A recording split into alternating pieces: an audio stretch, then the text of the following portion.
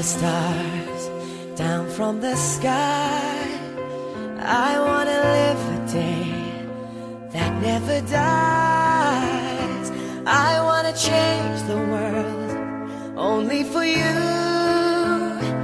All the impossible I wanna do. I wanna hold you close under the rain. I wanna kiss your smile and feel the pain. I know what's beautiful looking at you. In a world of lies, you are the truth. And baby, every time you touch me, I become a hero.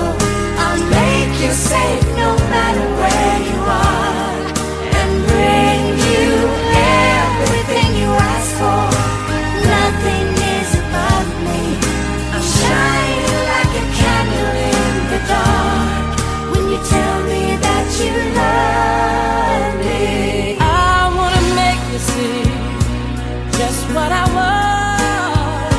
Show you the loneliness and what it does. You walked into my life to stop my fears. Everything's easy now.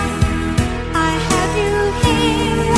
And baby, every time you touch me, I become a hero.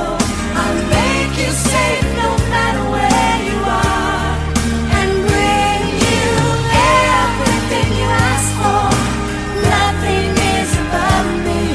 I'm shining like a candle in the dark when you tell me that you love me. In a world without you, I will always hunger. What I need is your love To make me stronger. Every time you touch me, I become a hero. I'll make you safe no matter where you are, and bring you everything you ask for. Nothing is above me. I'm shining like a candle in the dark when you tell me that you love me.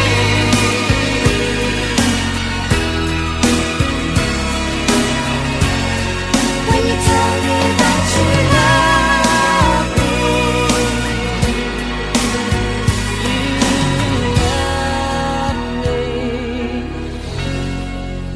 When you tell me that you love me.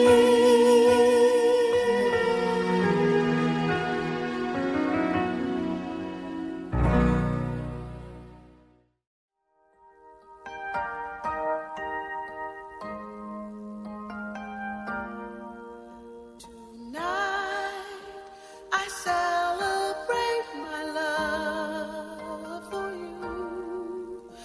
It seems the natural thing to do. Tonight, no one's gonna find us. We'll leave the world behind us. When I make love to you, Tonight I celebrate my love for you, and hope that deep inside you'll feel it too.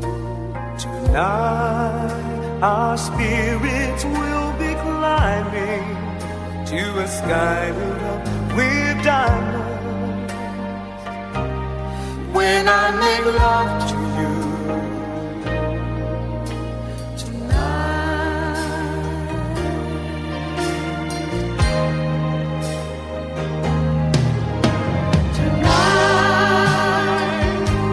I celebrate my love for you. Quý vị thân mến, và ngay bây giờ đây, tiền mừng sự kiện cưới của chú rể Rich Mandy và cô dâu Thi Vượng xin được phép bắt đầu. Hân hoan chào đón tất cả quý vị đã có mặt tại tiệc mừng sự kiện cưới của chú rể Rick Bennett và cô dâu Thúy Vượng được tổ chức tại Chloe Gallery buổi tối ngày hôm nay.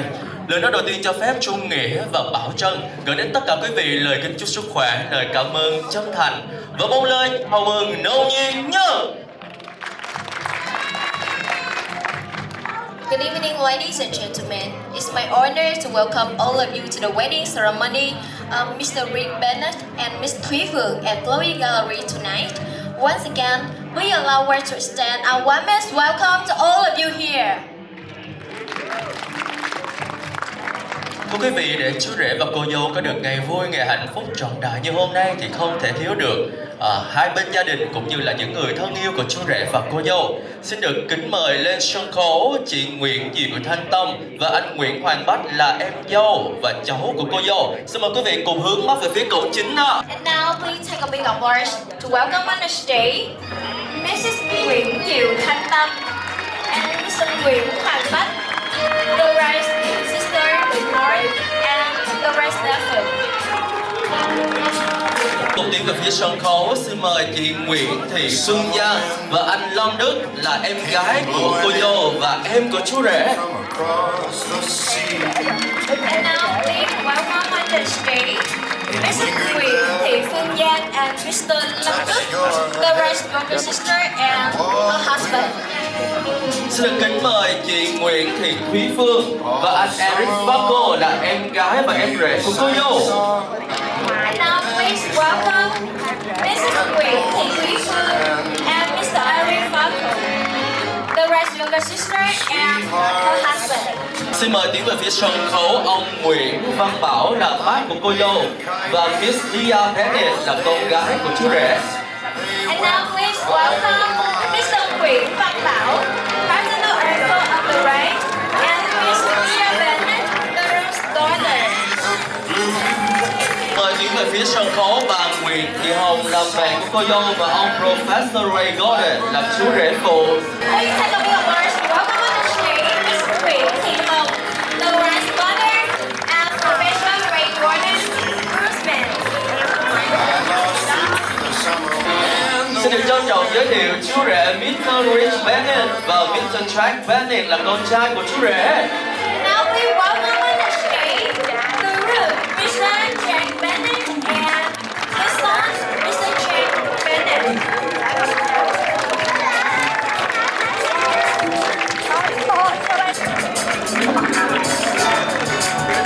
Hãy cùng hướng mắt về phía cổng chính để dành một tràng pháo tay thật lớn và thật giòn hơn nữa để cùng chào đón sự xuất hiện của cô dâu Thúy Vượng và người anh của mình, người em của mình là anh Nguyễn Chí Chanh.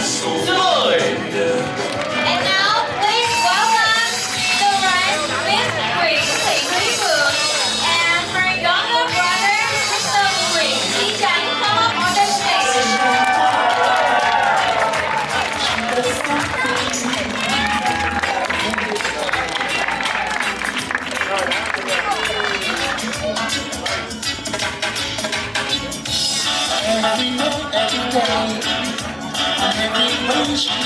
Thưa quý vị, hiện diện trên sân khấu chính là gia đình hạnh phúc của chúng tôi. Chúng tôi xin được phép kính chào tất cả quý vị. And it's now time for a wedding couple extend their regards to all of you here. Thưa quý vị thân mến, và đến với bữa tiệc ngày hôm nay chúng tôi vô cùng cảm ơn vì sự hiện diện của tất cả quý vị chính là niềm vui, niềm hạnh phúc vô bờ bến đối với gia đình của chúng tôi.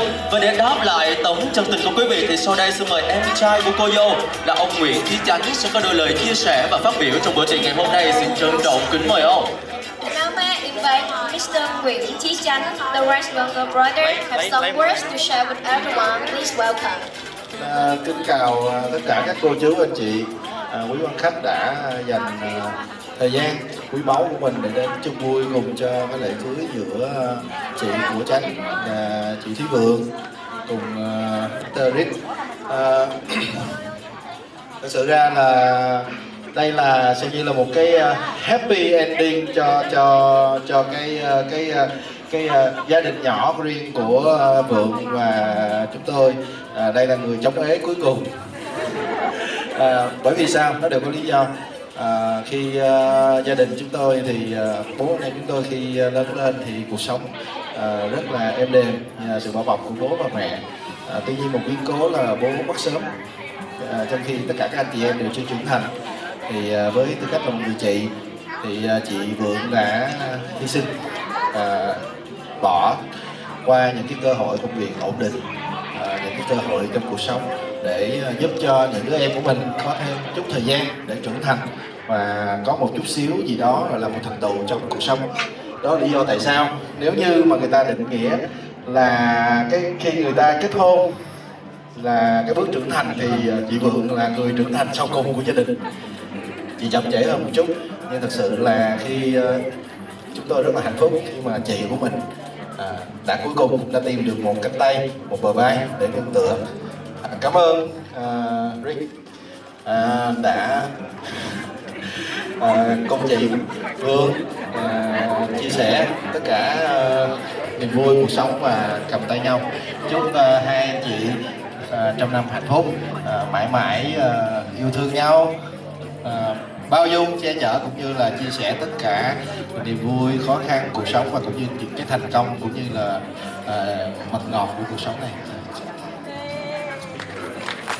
Ladies and gentlemen, I am the bride's younger brother, and once again, our warmest welcome and thank you very much for your presence here at the big event of our family, the wedding of our eldest sister of the family. We grow up as a family. It was peaceful and nice with mom and dad together raising us up. However, an incident happened and our dad passed away a bit quite early for our age. So Miss Vượng, as the oldest daughter of the family, she's actually become the captain of our train that steer our family through all the hardship. So I'm so happy to experience and witness this moment that she finally finds her true happiness. And once again, thank you very much to Mr. Rick. Thank you for handling, for receiving and welcoming Miss our sister, our big sister, and we wish you all of happiness and happy ever after. Ai cũng sẽ có đôi lời chia sẻ. Xin mời anh Jack là con trai của chú rể sẽ có đôi lời chia sẻ và phát biểu ạ. Now may I invite Mr. Jack, the room son, have some words to share with everyone. Please welcome. I just want to start by thanking everyone for coming. I know a lot of us travelled quite a far distance, and those who also came from just within the city or the country, thank you for being here too. Just want to make a mention to those who couldn't be here for whatever reason.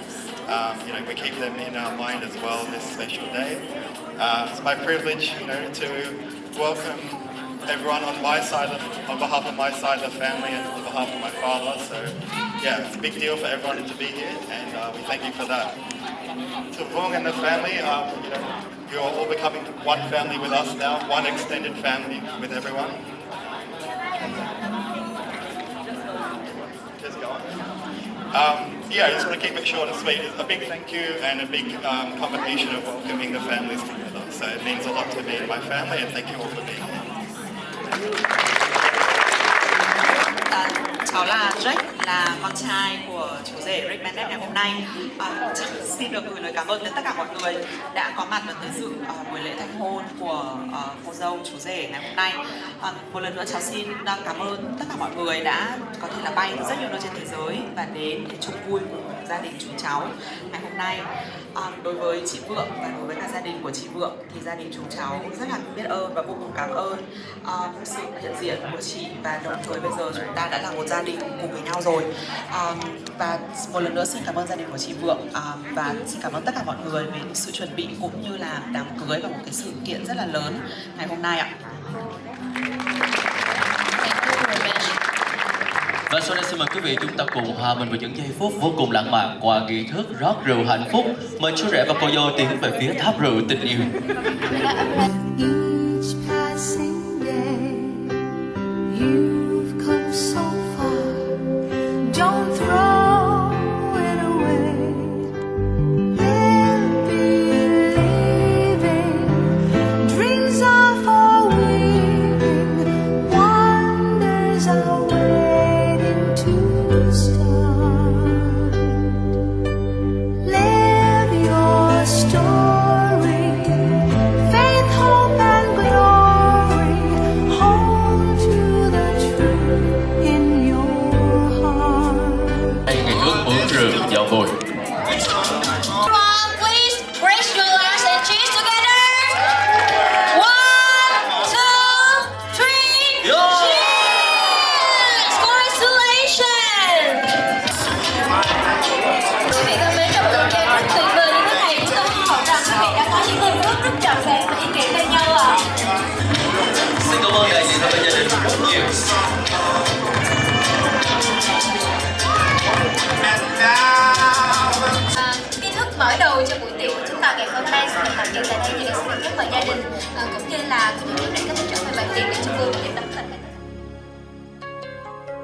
If I had to live my life without you near me, the days would all be empty. The nights would seem so long. With you I see forever oh so clearly. I might have been in love before, but it never felt this strong. Our dreams are young and we both know they'll take us where we want to go. Hold me now, touch me now. I don't want to live without you. Nothing's gonna change my love for you. You ought to know by now how much I love you. One thing you can be sure of, I'll never ask for more than your love. Nothing's gonna change my love for you. You ought to know by now how much I love you. The world may change my whole life through, but nothing's gonna change my love.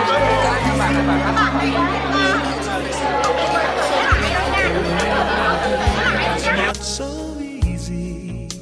Our love will lead the way for us, like a guiding star. I'll be there for you if you should need me. You don't have to change a thing. I love you just the way you are. So come with me and share the view. I'll help you see forever too. Hold me now, touch me now. I don't want to live without you. Nothing's gonna change my love for you. You ought to know by now how much I love you. One thing you can be sure of, I'll never ask for more than your love. Nothing's gonna change my love for you. You ought to know by now how much I love you. The world may change my whole life through, but nothing's gonna change my love for you. Nothing's gonna change my love for you. You ought to know by now how much I love you. One thing you can be sure of, I'll never ask for more than your love. Một lần nữa, xin mời lên sân khấu cô dâu và chú rể cùng trở lại sân khấu để chúng ta cùng thực hiện nghi thức cắt bánh tình yêu. Ladies and gentlemen, in wedding ceremony, we will all witnessing the joining hand together of the newlywed groom and bride to cut the wedding cake. May I introduce back to the stage our groom and bride of today to join me on the stage to join hands together and cut the wedding cake. Ladies and gentlemen, the newlywed couple.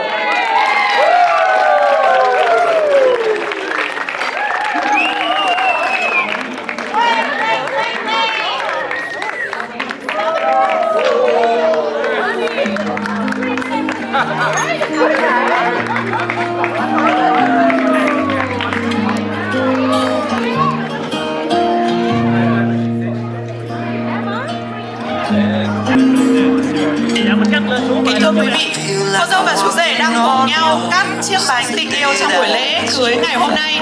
Chúng ta cùng cho cô dâu chú rể một tràng tay thật lớn và cùng chúc phúc cho họ ạ. Ladies and gentlemen, the newlywed couples are now joining hands together to cut the wedding cake for tonight's ceremony. Please all join us to make a round of applause for the newlywed couple as we witnessing them cutting the wedding cake. Gentlemen, the newlywed couples will now divide the cake and to invite the tables to join and have the cake together with them. Ladies and gentlemen, once again the newlywed couple.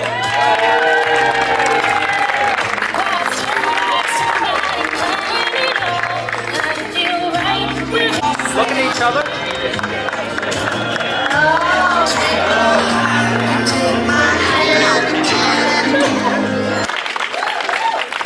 Well, I hope I do it justice. That's a lovely introduction. And so we'll get righty ho. Thanks, folks. It's thank you. Can I just first of all say that normally the best man's speech really kind of brags out on the groom. However, I'm under instructions to be on best behaviour tonight. So we'll see. We'll see how it works out. Ray có nói là bình thường trong các đám cưới thì là cái bài phát biểu của phù rể ấy là đại loại là phải bóc phốt chú rể rất là kinh khủng. Nhưng mà theo lời chỉ dẫn rất là chi tiết của Rick thì Rick có nói là hôm nay là ông phát biểu phù rể cho tôi là phải rất là tử tế, không được bóc phốt tôi nhiều quá. Thế nên là tôi sẽ rất là cố gắng là để tử tế nhất trong cái bài phát biểu của tôi ngày hôm nay. Did I say all that? This happens all the time. I give these speeches around the place and somehow I think some other things are being said on my behalf, which is quite okay as well. So ladies and gentlemen, I've been given the honour of being Rick's best man, and it really is an honour. To those who don't know me, I'm Ray. I've just been introduced very well also. And I consider Rick to be my closest friend. Now, over the time period too, I have got to know her, and I also see her now as a very close friend as well. The only thing though is that she tends to criticise my paintings a little bit too much. Well, and also when I sleep at their place, she makes me sleep in a room that's called the doghouse. Well, in actual fact, last time I walked in there, all Rick's undies and clothes were there, and so I think he spends a lot of time there also. Oh yeah, sorry, I got carried away. Vâng, kính thưa quý vị, tôi đã được vinh dự chọn làm phù rể cho Rick ngày hôm nay. Cho những người chưa biết đến thì tôi là Ray và tôi coi Rick là một trong những người bạn thân nhất của mình. Tôi cũng dần theo thời gian cũng được quen biết Vượng trong nhiều năm và dần dần tôi cũng đã coi Vượng như một người bạn rất là thân của mình. Tuy rằng là Vượng là có hơi phê bình những cái bức tranh vẽ của tôi đổ màu chưa đẹp, và khi tôi thi thoảng có qua Hồ Chí Minh và xin là ngủ nhờ ở căn hộ của Rick và Vượng thì là cô ấy bắt tôi ngủ ở trong một căn phòng có cái chữ dog house ở bên ngoài, nghĩa là nhà dành cho mình. Mà khi tôi ở trong cái phòng đấy gần đây thôi thì là thấy cũng có quần áo của Rick, chứng tỏ là Rick cũng ngủ đấy rất nhiều, không kể với tôi. Okay, good. But all joking aside, folks, there is something truly captivating about the union between these two. Rick, the handsome, stylish British gentleman, and he insisted that I put that in here too. And Phim, the Vietnamese woman, that is truly Devoir. And wow, that's a great dress. That really is a great dress. Whose roots run deep, I've worked hard for this bit, whose roots run deep in the beautiful and vibrant traditions of Vietnam. Vâng, để tiếp tục, có điều gì đó thực sự là quyến rũ về sự kết hợp của cặp đôi này. Rick, một người đàn ông Anh Quốc rất đẹp trai và có phong cách. Đây là điều mà Rick nhất quyết yêu cầu tôi phải đưa bài phát biểu. Và Vượng, một người phụ nữ Việt Nam, thực sự là tôi cố gắng nói tiếng từ này bằng tiếng Việt, đấy là đẹp quá. Và chiếc váy của chị ngày hôm nay rất là đẹp. Và vẻ đẹp của chị, của một người phụ nữ Việt Nam, người có cội nguồn sâu xa từ những truyền thống rất là tốt đẹp cũng như rất là sôi động của Việt Nam, dân tộc Việt Nam. It's more than just the differences in language and customs. I've witnessed firsthand their histories, their traditions and their values come together like the weaving of a tapestry with colours that perhaps we've never seen before and will come in the future. Vâng, và sự khác biệt của họ không chỉ là sự khác biệt về mặt ngôn ngữ và phong tục và văn hóa của hai dân tộc khác nhau, mà ngoài sự khác biệt tôi còn chứng kiến sự hội tụ về lịch sử, truyền thống và những giá trị của họ, giống như việc họ cùng nhau dệt nên một tấm thảm về những màu sắc rất là tươi đẹp mà chúng ta chưa từng thấy trước đây. So Rick embodies that 007 James Bond, and you know he wanted me to put that in there too. Oh, sorry, I meant British Bulldog stereotype. We all know, with a need for a stiff upper lip and a systemic order, and the BUV people will know all about that. The systemic order, but also he has a lovable larrikin character with a passion for humour, beer, scotch, a crisp Sauvignon Blanc, and for Rick especially, his football team, Crystal Palace, who's doing much better than Chelsea. Vâng, Rick là một hình ảnh hiện thân của điệp viên James Bond 007. Vâng, và các bạn biết là chắc chắn là Rick bắt tôi nói điều này trong bài phát biểu của mình. Là Rick là hiện thân của mẫu điệp viên lý tưởng của anh, 007. Nhưng thực tế tôi muốn nói là hình ảnh của Rick thì nó gợi lại cho tôi cái khuôn mẫu của con chó Anh, Bulldog, British Bulldog. Tuy nhiên thì Rick, tính cách của Rick thì rất là, đặc biệt là những đồng nghiệp của Rick ở BUV thì Rick là một người rất là có hệ thống, có sự tổ chức. Nhưng mà tính cách thì rất là nghịch ngợm, một cách đáng yêu.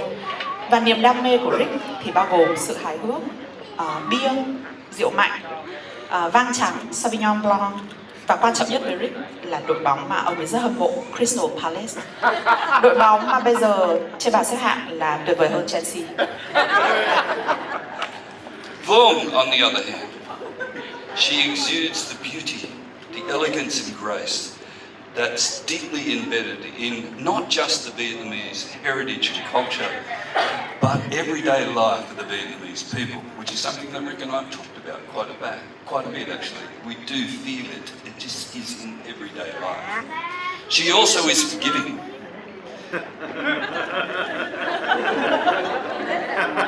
She is forgiving. And has a kindness that feels like a soft breeze on a summer's day. I really mean this. When you get to know Vượng, you can actually feel that breeze, except when she's sending Rick to the doghouse. Vâng, mặt khác thì ở Vượng lại toát lên một vẻ đẹp, sự sang trọng và sự duyên dáng đã ăn sâu không chỉ vào cái truyền thống của người Việt Nam mà cả trong những cái thói quen cũng như đời sống ngày thường của người dân Việt chúng ta đều có thấy ở Vượng. Vượng còn là một người rất là vị tha. Đến đoạn này Rick cười rất là to, ý là không hay tha thứ cho Rick lắm. Và có tấm lòng nhân hậu, tựa như một làn gió thổi vào mùa hè. Nếu như thực sự khi biết rõ Vượng thì các bạn có thể cảm nhận được cái làn gió này. Làn gió thổi rất là nhẹ nhàng, ngoại trừ khi Vượng gửi Rick đến ngủ ở cái chuồng chó. Yep. All right, I've watched. This is a soft bit. I've watched Rick's and Vong's love for each other truly grow over time, and I have. The growth speaks volumes about the power of understanding, Rick understanding, respect, Rick, and the willingness to embrace and cherish unique and at times conflicting traits that they bring to each other. Tôi đã chứng kiến tình yêu của Rick và Vượng dành cho nhau ngày càng lớn dần theo thời gian. Và tình yêu càng lớn dần này của họ nói lên rất nhiều điều về sức mạnh của sự đồng hiểu lẫn nhau, sự tôn trọng và sự sẵn sàng đón nhận và trân trọng những đặc điểm rất trái ngược nhưng cũng rất độc đáo ở cả hai người mà họ mang đến cho nhau. In Rick and Vượng, we witness a love that is a testament to the fact that it is love that transcends boundaries of differences, whether they be historical, cultural, or otherwise. Ở Rick và Vượng, chúng ta chứng kiến một tình yêu minh chứng cho một sự thật rằng chính tình yêu vượt qua mọi ranh giới khác biệt, cho dù đó là khác biệt về lịch sử, văn hóa hay khác biệt theo nhiều cách khác nhau. So, folks, let's stand, raise our glasses to celebrate the union between Rick and Vượng and wish them well as they embark on their life together. Vì vậy, chúng ta hãy cùng nâng ly để chúc mừng cho sự hòa hợp của Rick và Vượng và chúc họ những điều tốt đẹp nhất khi họ bắt tay vào cuộc sống chung. To Rick and Vượng, may your path ahead be blessed with endless love and understanding. Gửi Rick và Vượng cầu mong con đường phía trước của hai bạn sẽ được ban phước với tình yêu và sự thấu hiểu vô tận với nhau. Xin được chúc phúc cho cặp đôi.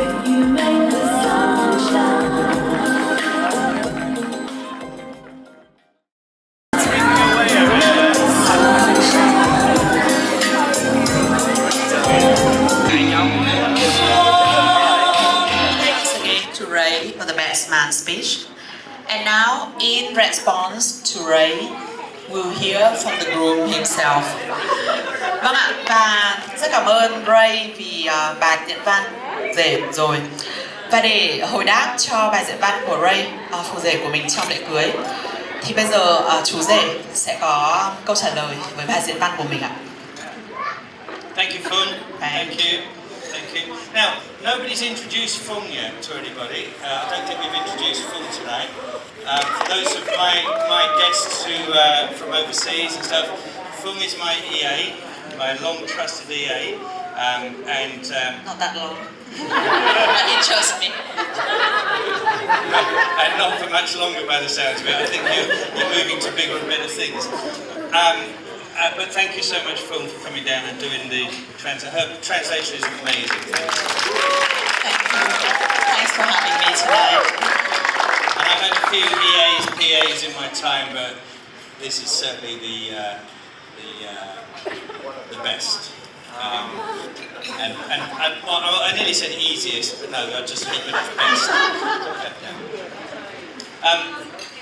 Are we doing this in Vietnamese? Are you on strike? I am.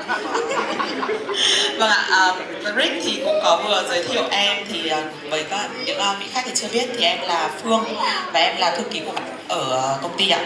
Thì em thì là thư ký của Rick từ lúc bác về trường cho đến bây giờ là gần 2 năm.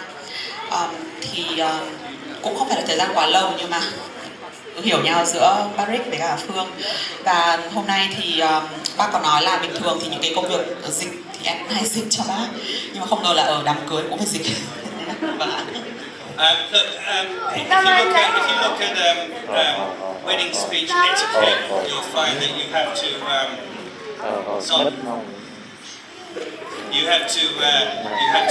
thank the family of the bride, of course. So I will do that. I will thank the family of the bride. Wonderful family. I'm serious here. Wonderful. As Ray said, thank you, Ray, for your comments, but they really do encapsulate the Vietnamese culture. And what I love so much about this family is that they're just a normal family. They're just, what you see is what you get, and they're lovely, lovely people. From Mr. Doug, Jane, from Mum, from everyone all around the table. Chan, of course. Mr. Chan is one of the best dentists in Vietnam as well, if you ever need your teeth. People have said my smile is looking good. Thank you, Chan. Vâng ạ, và thường ở trong những cái buổi diễn và những cái bài phát biểu ở đám cưới thì thường là sẽ có lời cảm ơn dành cho quan viên hai họ. Thì cũng như Ray đã nói và bây giờ cũng đến lượt tôi thì tôi muốn gửi lời cảm ơn rất là chân thành. Có một lời cảm ơn rất là chân thành đến gia đình bên nhà Vượng. Cũng như Ray đã nói là cái nét văn hóa cũng như là cái sự truyền thống trong gia đình người Việt Nam chúng ta có thể nhìn thấy rất là rõ trong gia đình của Vượng. Và cũng có một điều rất là đặc biệt đấy là họ là một gia đình vô cùng là điển hình của người Việt. Những gì chúng ta thấy là những thành viên trong gia đình thực sự là tạo thành một gia đình ạ. Và rất cảm ơn tất cả mọi người ngày hôm nay và đã cùng nhau đến và chung vui với cả con với cả Vượng. Và đồng thời là có những người anh chị em với là các em của Vượng. Và đặc biệt là ở đây là có anh Tránh ạ, là một trong nha sĩ rất là tốt, đứng đầu cả nước. Và nếu như mọi người mà có khen là nụ cười của Rick rất là đẹp là vâng là xin là cảm ơn anh Tránh ạ. And also, as us foreigners, it takes us a long time to get used to the Vietnamese structure of families and hierarchies. And let me say thank you to the Uncle Bao. Thank you so much for today. Who is the family's leader in many respects. So thank you for your time and your wife. I hope you survived walking down there with my daughter. Thank you so much for your time today. Vâng ạ, và xin gửi cảm ơn đến bác Bảo ạ, là vâng là gần như là bác là người tuổi nhất trong gia đình bên chị Vượng. Rất cảm ơn bác cũng như là bác gái đã có mặt ngày hôm nay, và một lần nữa xin được cảm ơn bác vì đã lên sân khấu cùng với con gái của cháu là Lia. Vâng ạ, một lần nữa xin cảm ơn gia đình mình ạ. I thank Ray for his best man's activities over the last few days. From a wonderful golf day and all the organisation to your speech, which cleared half of the Vietnamese room. I do notice. Vâng, và xin gửi lời cảm ơn đến phu rể của tôi, đấy là Ray. Rất cảm ơn Ray vì những cái hoạt động những ngày gần đây trước khi lễ cưới diễn ra thì Ray có tổ chức một vài buổi đi chơi với cả đội anh em, bao gồm là đi đánh golf, bao gồm là những buổi ăn và cái sự đi lại di chuyển cũng như sắp xếp của Ray. Rất cảm ơn Ray vì các hoạt động mà bác đã dành ra và tổ chức trong 2 ngày qua, và đồng thời rất cảm ơn Ray về bài phát biểu phù rể vừa rồi, bài phát biểu mà đã khiến cho một nửa cái căn phòng này bay màu, và đặc biệt là người Việt. Ray, you have done some great duties over the last few days and weeks, so thank you for organising everything that you have done. And I come out of my office and I see her screen, and there's a bus on it that's being organised and various other things. So great delegation. Thank you. Rất cảm ơn Ray một lần nữa vì đã hoàn thành cái trọng trách của một phù rể trong những ngày vừa qua, đặc biệt là những cái tổ chức sắp đặt và sắp xếp, đặc biệt là ví dụ như tổ chức cái việc đi lại, ví dụ như là xe buýt thì đi ra cái hôm trước thì trước khi đi ra rời khỏi office để bay vào Sài Gòn thì thấy trên màn hình máy tính của Phương đang cái xe buýt rất là to 29 chỗ, nên là Ray ok, trao quyền là chuẩn đấy.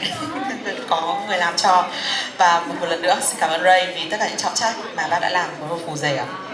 And also, just one before we move away from the family, I would like to say Jane and Mum, they, whilst with Phường were looking at all the places we could possibly get married, all the reception areas, there was a whole load of planning that you guys did with Phường, so thank you for being so supportive. And now, your other sister and Eric, they've gone, yeah? Yeah. And of course they've travelled an immense way to come over, so we do thank them as well. Một lần nữa xin gửi lời cảm ơn đến gia đình của chị Vượng, đặc biệt là mẹ cũng như là em gái của chị Vượng là đã giúp chọn địa điểm tổ chức trong ngày hôm nay và đã tạo ra một cái buổi tối rất là ấm cúng như thế này. Tất nhiên là có vài chị em gái của chị Vượng thì đã rời cái bữa tiệc rồi, nhưng một lần nữa xin được cảm ơn gia đình ạ. Okay, so just before we get off the family stuff, then we switch over across to my side. Leah, Jake, and of course Mitch as well, and the girls have come over. Such a long way you've come. I'll come back to that in a second.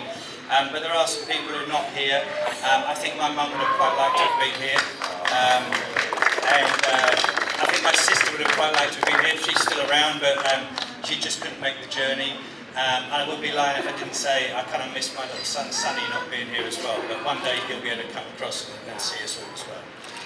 Và nói đến gia đình thì tôi cũng muốn gửi lời cảm ơn đến gia đình của mình ạ. Đấy là các con của mình, Jake, Lia, Mitch, cũng như là những người bạn đã lớn lên cùng Lia từ thuở bé thì đã bay một cái chặng bay rất là dài từ Úc đến đây để tham dự lễ cưới. Và tất nhiên có một số người mà cũng không thể đến được buổi tiệc cưới ngày hôm nay, bao gồm là người mẹ vừa mới mất năm ngoái của tôi, đồng thời cũng như là chị gái tôi, bác thì không thể bay được vì nó hơi xa, và một người nữa đấy là cậu con trai nhỏ của tôi thì cũng hơi quá bé để có thể đến đây ngày hôm nay, nên là tôi cũng gửi lời cho những người rất cảm ơn là đã bay đến đây, và cũng những người mà chưa có cơ hội mong là họ sẽ có thời gian đến để thăm ở Việt Nam ạ. Okay, thank you, Phim. Now, before I get into the meat of the speech, I do want to thank these tables here, because everybody here has travelled a long way to be here. That's quite humbling for myself and for Vượng. We've got Rupert and Yok, who have travelled all the way from Thailand with my great friend Nico. So thank you three for coming over. It really is special to us that you're here. Very special. Probably one of the furthest travellers is my wine girlfriend Annie, who has come from Paris. I said Paris, but apparently it was 6 hours north of Paris. Whatever. So we'll say Paris. Vâng ạ, xin gửi cảm ơn đến những người bạn ở những cái bang khu vực gần đây, ví dụ như là Rupert này, York và Nico, những người đã bay từ Thái Lan đến để dự tiệc cưới của chúng tôi. Xin cảm ơn tất cả mọi người. Đồng thời là cô bạn gái da trắng của tôi, Annie, bay từ Paris về đây, có thể là một chuyến bay xa nhất. Và thực ra nói Paris thôi nhưng mà 6 tiếng đi tàu về đến Paris sau đó bay đến đây ạ. But to have those guys 1, 2, 3, 4 have them here is super special. Like I did text you and I said it means a lot to me, Rupert and York and Nika that you're here, and of course Annie. But it's super special. It wouldn't have been the same without you guys. So absolutely thank you for that. Một lời cảm ơn rất là từ tận đáy lòng từ những người bạn đã từ nơi phương xa đến để chung vui chúng tôi ngày hôm nay, và đó là một điều rất là đặc biệt đối với vợ chồng chúng tôi ạ. Một lần nữa cảm ơn mọi người. Now there's some blubbering going on here. There's some crying going on. We'll hold you for a moment. Then we've got the Australian people. The Australians travel. It's a long way from Australia to here, so thank you so much. And we've got Mitch, who is a father's son-in-law's dream, if that's what I'm saying, so thank you for that. My beautiful daughter Leah, her wonderful friends Petra and Sage, who I've known since she was about 2 years old, and who's missing? Someone missing? And our Jake, of course. How could you get past our Jake, who is basically doubling up as my son and my security?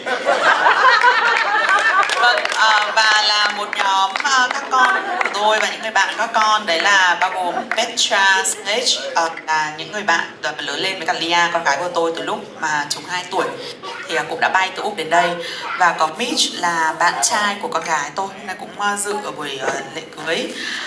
Và rất cảm ơn các con là bay một chặng đường rất là từ Úc để đến và chung vui với cả bố. Và gần như là quên mất một người, đấy là Jake, là con trai cả của tôi, thì rất cảm ơn là con đã đến và chung vui với cả bố. Và đồng thời là khi Jake đến đây thì ngoài cái việc là con trai cả thì cũng là gọi là gì là cận vệ luôn, bảo vệ cho bố trong suốt thời gian ở Việt Nam. And then over to the table here, which is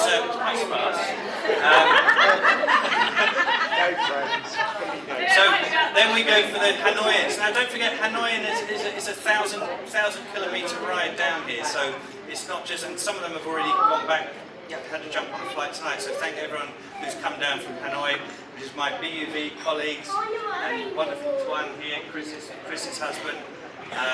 And we got our wonderful Twee, who is my, where's she gone? My other wine girlfriend. And all the guys from BUV, who staff that I love, and Lan and everyone like that. So thank you so much for coming down. It means a lot to me. Thank you. Vâng, và ở hai bàn đây là đồng nghiệp của tôi tại Triển lãm Quốc Việt Nam BUV. Bay từ Hà Nội vào là cách đây hơn 1.000 cây số. Mọi người vào đây và điều đấy rất là có nghĩa đối với cả hai vợ chồng chúng tôi. Ví dụ như là cặp đôi của Chris, rồi là Thủy cũng là một cô bạn uống rượu vang với tôi trong suốt thời gian ở Hà Nội. Một lần nữa rất cảm ơn mọi người đã lặn lội đường xa và bay vào về đây. Một số anh chị em thì thậm chí đã còn bay chuyến bay 10 giờ nên đã rời bữa tiệc từ lúc 8:30. Một lần nữa tôi xin cảm ơn tất cả mọi người đến chung vui ạ. Just return back to the Nhuận family again, pronounced beautifully, which was, and on a serious note, I would like to, it was lovely today to go up to see Phim's father's memorial room and pay respects. And so Mum, and thank you so much for raising such a beautiful daughter, and many daughters as well, and a not bad son. Thank you for raising them in the way that you have, and to your husband as well. And of course, we wish he was here having a beer with us as well. Thank you. Hôm nay thì trong lúc làm lễ buổi trưa ở tại Tư Gia thì có được lên đến phòng thờ của bố của Vượng, và cũng mong là bác ước gì bác có thể ở đây và cùng chung vui trong buổi tối ngày hôm nay. Vừa nữa xin được cảm ơn mẹ là đã nuôi nấng những người con của mình, Vượng cô gái rất xinh đẹp, các chị em gái của Vượng, và đồng thời là một anh con trai cũng rất là ok của bác. Vâng, xin cảm ơn mẹ đã nuôi dạy một gia đình vô cùng là tuyệt vời, và đặc biệt là Vượng, vợ của con ạ. Okay, so in wedding speech etiquette, that's everything ticked off that I have to do. So now we can crack on. So strap in. Oh. No, and thank your beautiful wife for marrying you. It's coming. It's coming. Strap in. Let's move on. Now, from the wonderful wing, pronounced beautifully, table, you will have noticed a bit of sniggering and extra frivolity and joyousness of this wedding today, because the last of the sisters has been married off. Mum's exceptionally happy. Done. Dusted. And Miss Tam, sister-in-law, is saying, "You're married. It's done. She's gone. She's out of the family." Và với gia đình họ Nguyễn ở đây, bác có nói là bác nói phát âm 2 lần chữ Nguyễn và đặc biệt là rất là chính xác. Thì đối với cả gia đình họ Nguyễn của mình ở đây thì chắc mọi người cũng đang vô cùng là sung sướng khi mà đẩy được cô con gái cuối cùng coi như là lấy chồng. Và cũng như là Tâm là cô em dâu thì cũng bảo đấy, thế bây giờ mẹ là như sướng nhất rồi đấy, là chị đi lấy chồng rồi, xong Đăng không còn gì lo lắng nữa. So their family describes Vượng as a hothead. Ở nhà thì mọi người có gọi chị Vượng là rất là nóng tính. Làm dấu đi. And I have some quotes that they talk about, which is, she's a volcano. Yeah, where is she, more to the point? Có ai biết chị Vượng ở đâu? Hai đi. Never too far away. Vâng, để mô tả sự nóng tính của chị Vượng thì có một số các cái câu nói của gia tộc mà hay mô tả người con gái của mình, ví dụ như núi lửa. I've heard these people talking about poking the volcano, a wood fire, an ember that's about to jump out of the fire and explode, and the most recent one, which was the cigarette butt anti-bush. Vâng, một số cụm từ khác, ví dụ như là trêu chọc cái núi lửa để nó phun trào này, cũng là để miêu tả cô con gái của mình. Rồi là như cái lò lửa, rồi là như cái miếng củi ở trong cái lò lửa chuẩn bị nhảy ra khỏi cái lò. Và gần đây nhất thì là cái tàn thuốc lá ném vào trong bụi cây sau đó phát hỏa lên, cũng là dùng miêu tả con gái mình. Now, this is where English and Vietnamese gets a bit confusing. So I was going to say, and I do poke her. But that wouldn't be appropriate. So I prod her. Sẽ cố gắng để cái phần chọc nó hơi buồn cười, thì đây là thôi gọi là người là nhóm cái lò cho nó cháy lên.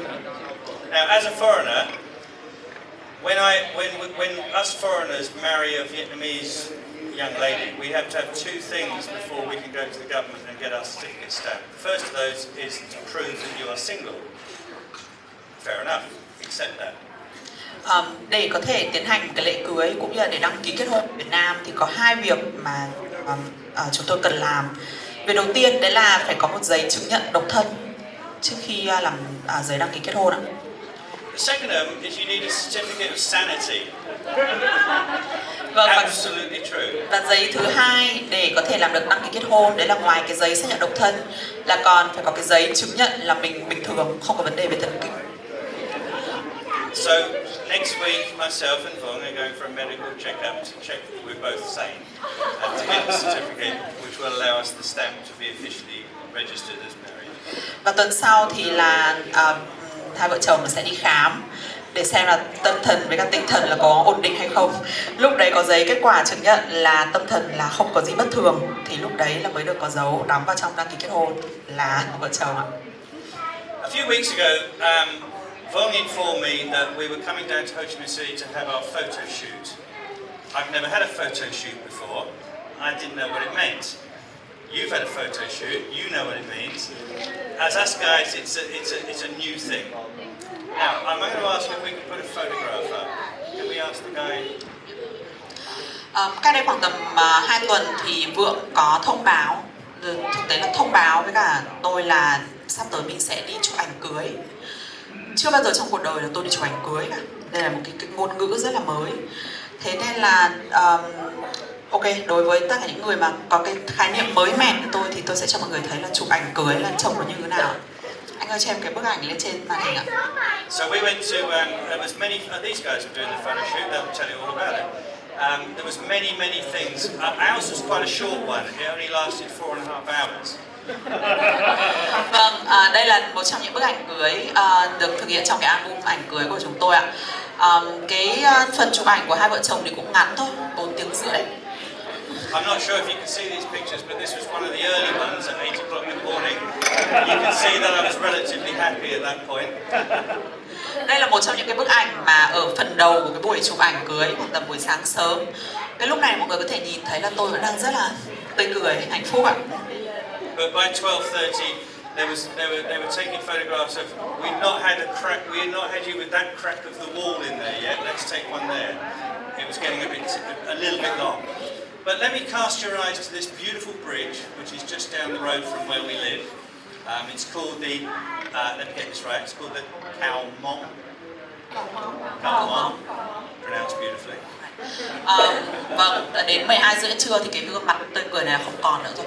Thế nên là đây là chỉ buổi đầu, lúc cái ban đầu của chụp ảnh cưới thôi. Vâng ạ, thế nhưng mà trong cái bức ảnh này tôi muốn giới thiệu đến một cái cây cầu rất gần cái nơi chúng tôi đang ở. Đấy là cầu móng. Yeah. Cầu móng. For those of you who don't speak Vietnamese or are learning and don't really know much, right? It's a rainbow bridge. That's what it's called. Rainbow bridge. Vâng ạ, để cho những người bạn của tôi mà không nói tiếng Việt, và đặc biệt là những người mà tiếng Việt ở cái level chưa được cao lắm như Ray, thì cái cầu này là cái cầu vồng ạ, Rainbow Bridge ạ. There is rumor that it was designed by Gustav Eiffel. It wasn't. No. However, for you, those of you down from Hanoi, that beautiful bridge across the Red River in Hanoi, with the arches and then nothing and then arches, that is designed by Gustav Eiffel. Có một số cái lời đồn thổi là cái cây cầu này là được thiết kế bởi nhà thiết kế kiến trúc sư rất vĩ đại, đấy là Eiffel. Nhưng thực tế không phải, cái cầu này ở Sài Gòn thì không. Có cái cầu Long Biên của chúng ta ấy, ở ngoài Hà Nội thì là có được thiết kế bởi Eiffel. Okay, so what's my point? My point is, I've always loved this bridge. It's a beautiful, I call it the mint bridge because it's just a mint colour green, like this beautiful suit. Yeah, very nice suit. And so the whole flavour of this wedding became a bit like mint bridge, mint suit, green and white, and etc. So it gave me a really good reference for this wedding. Tôi thì không đặt tên cái cầu này phức tạp, tôi gọi cái cầu này như cái màu của nó thôi, là cái cầu Bạc Hà, vì nó cái màu nó hơi xanh, giống cái bộ vest mà tôi đang mặc ngày hôm nay trong đám cưới của mình. Và cái màu bạc hà này, cái màu xanh này thì nó cũng gần như là cái màu chủ đạo cho đám cưới chúng tôi, từ trang trí, cây hoa cũng như là bộ vest cưới của tôi đây là cũng là cái màu của cái cây cầu này. Now, the point is, it's a bridge where people, lovers, go and take photographs together, and especially people about to be married. So people who are in their wedding dresses and their suits for a pre-wedding photo shoot use this bridge all the time for various photo shoot opportunities.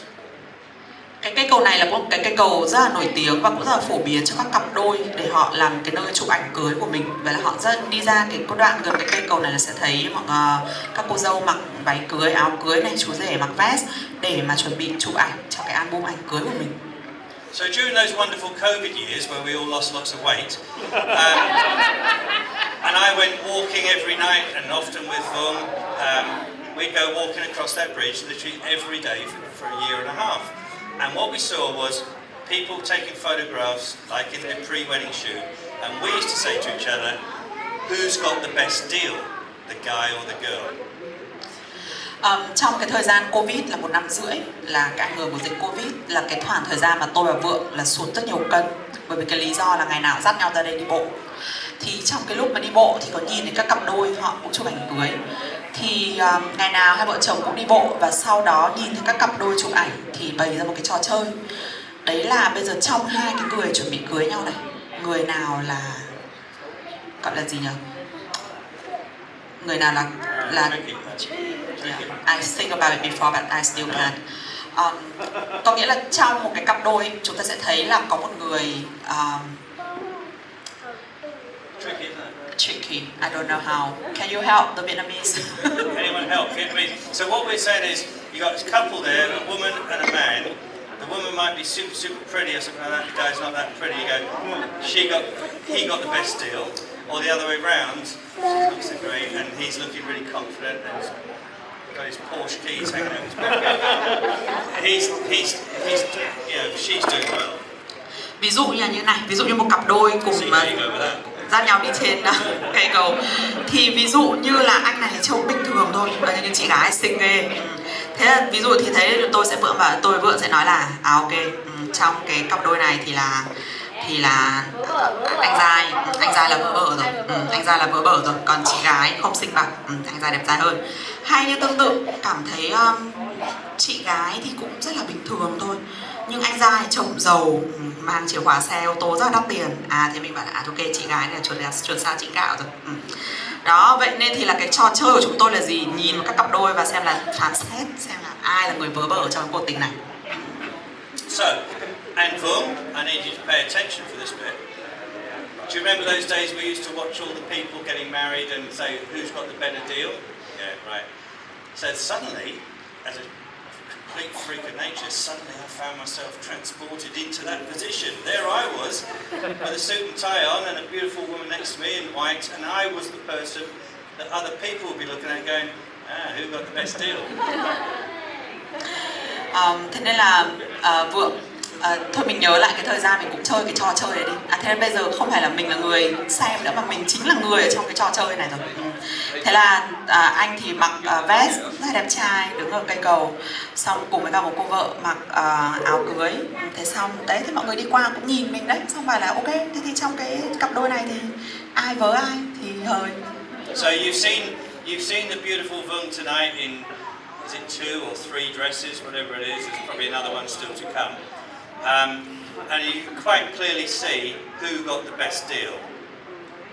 There's a guy in a suit and this beautiful young Vietnamese woman in a white dress. It's pretty obvious who got the best deal. Ok, vậy thì trong cái buổi tối ngày hôm nay là Vượng là thay rồi 2-3 cái váy rồi, maybe là có thể là sẽ thay tiếp, không biết còn mấy cái nữa.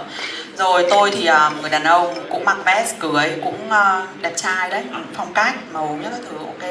Rồi thế thì bây giờ mọi người nghĩ là ai hời trong cái mối tình này nào? Okay, and this is the line I've been asking you to practice all week.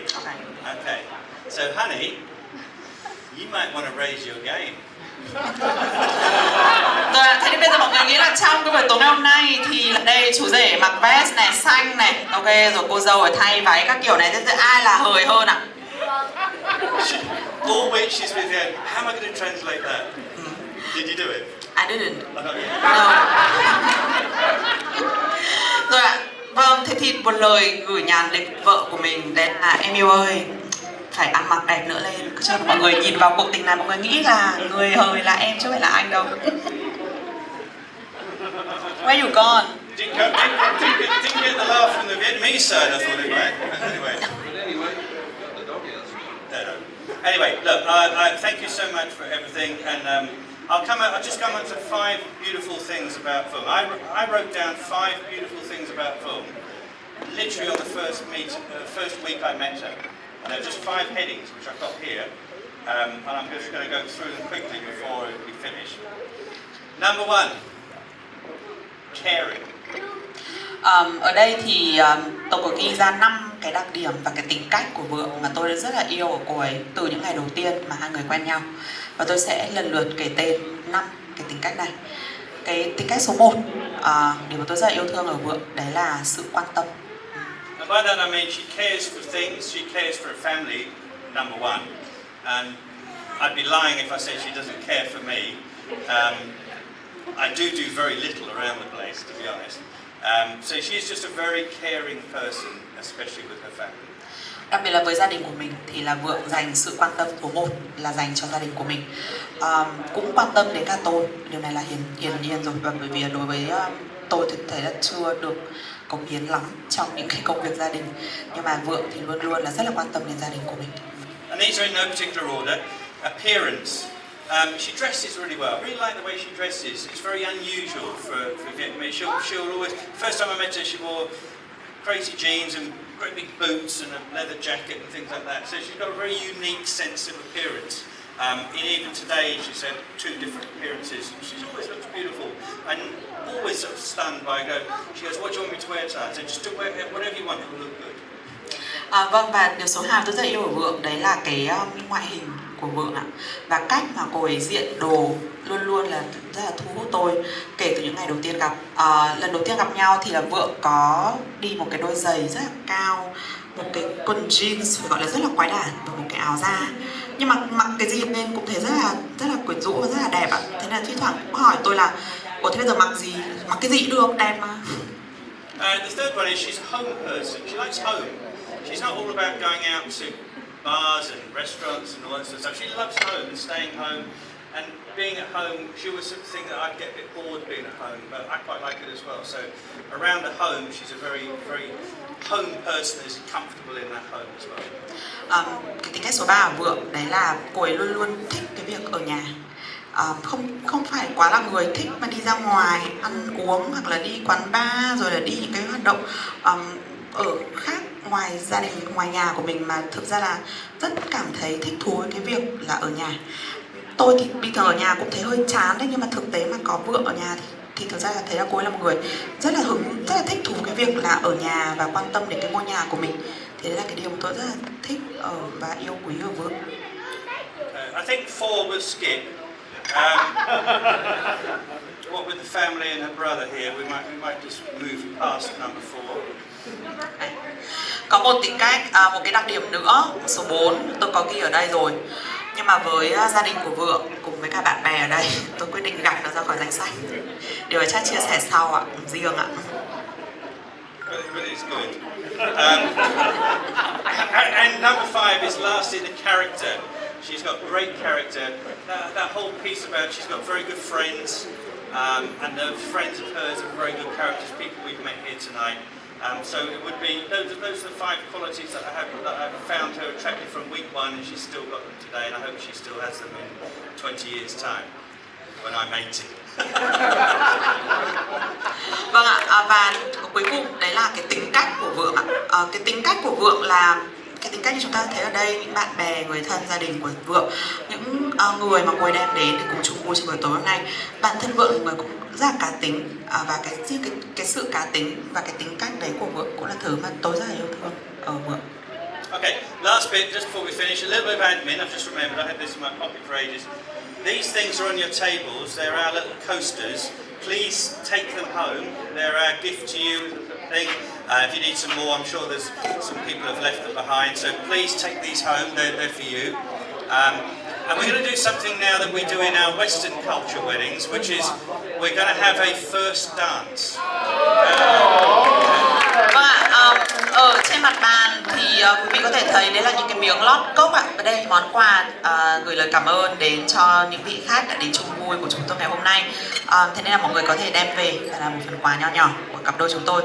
Và như truyền thống các cái đám cưới ở phương Tây thì bây giờ tôi và người vợ mới cưới của mình, chúng tôi sẽ có một điệu nhảy cùng nhau đầu tiên trong cái đám cưới ạ. So tonight, actually, the synchronicity of tonight's worked quite well. I thought it would have gone horribly wrong by now. Honey, oi? Not listening. Honey, oi? This is that moment we've been dreading. So now we're going to have a first dance, and then after that, please, after about 30 seconds or so, help us out and join in. Don't leave us hanging.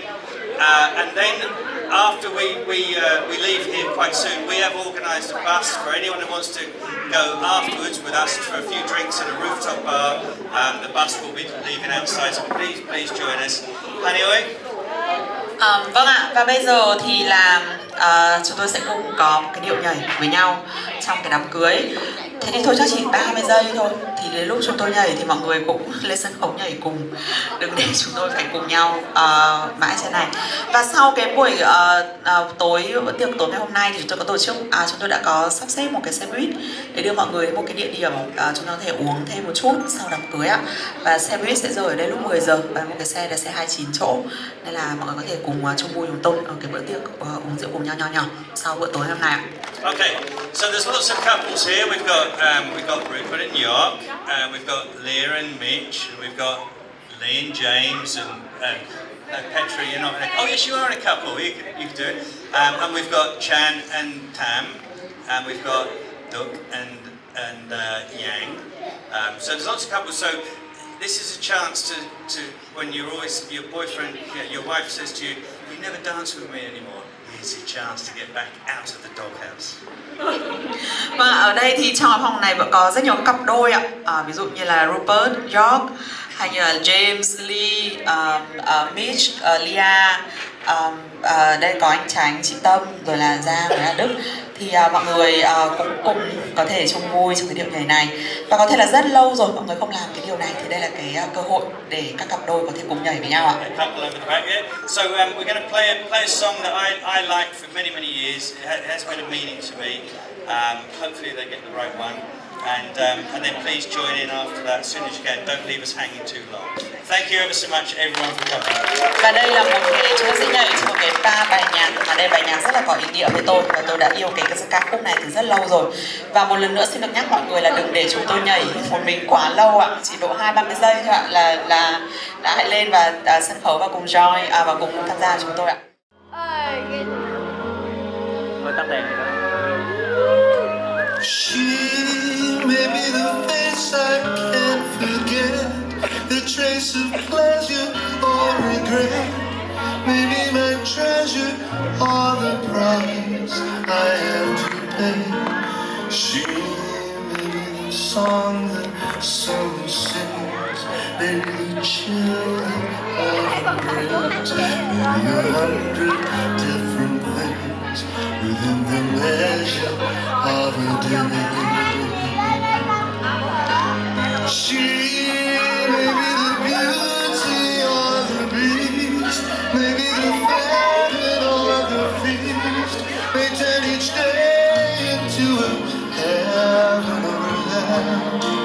She may be the mirror of my dreams, the smile reflected in a stream. She may not be what she may seem inside her shell.